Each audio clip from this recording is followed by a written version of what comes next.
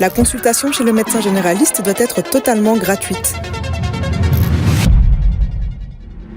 Pour la santé, c'est notre bien le plus précieux. C'est vraiment extrêmement important pour les écologistes. Et donc, en généralisant le tiers payant, on vise la quasi-gratuité. Puis chez Écolo, la question des soins psy et la santé mentale est extrêmement importante aussi. C'est pour ça qu'on veut rendre les soins psy jusqu'à 25 ans totalement gratuits. Contre. Cette mesure, elle bénéficierait tant au patron d'une grande multinationale qu'à un ouvrier. Et donc, il vaut beaucoup mieux cibler les patients qui sont précarisés et confrontés à des maladies chroniques dès le moment où ils doivent exposer plus de 300 € de frais médicaux par an. Contre. En fait, quand quelque chose est gratuit, c'est comme si ça n'avait pas de valeur. Or, les soins de santé, ça coûte très cher et ça a une valeur extrêmement importante. Et donc, de notre point de vue, même parfois de façon symbolique, si ça doit être 1 €, 5 €, mais il faut qu'il y ait une contribution personnelle pour pouvoir justement montrer que toutes ces choses ne sont pas gratuites et ont un coût pour la société. Pour le médecin généraliste, c'est vraiment celui qui nous connaît le mieux, qui connaît notre famille, qui peut le mieux nous aider à ne pas tomber malade, donc à éviter de devoir aller à l'hôpital ou chez un spécialiste. Et c'est pour ça qu'on veut vraiment que la première visite chez le spécialiste, comme chez le dentiste ou chez le psy d'ailleurs, soit gratuite pour favoriser la prévention. Pas d'accord. Pas d'accord parce que rien n'est gratuit. C'est pris en charge par la sécurité sociale. Et c'est important que chacun se rende compte de l'importance de la sécurité sociale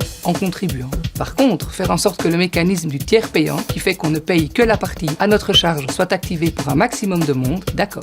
Pour. Parce que la santé est un droit, parce qu'aujourd'hui c'est déjà le cas dans de nombreux pays, et parce qu'aujourd'hui aussi on constate qu'un Wallon sur 2 presque a postposé des soins parce qu'il ne sait pas se les payer. Et ça, c'est vraiment inacceptable.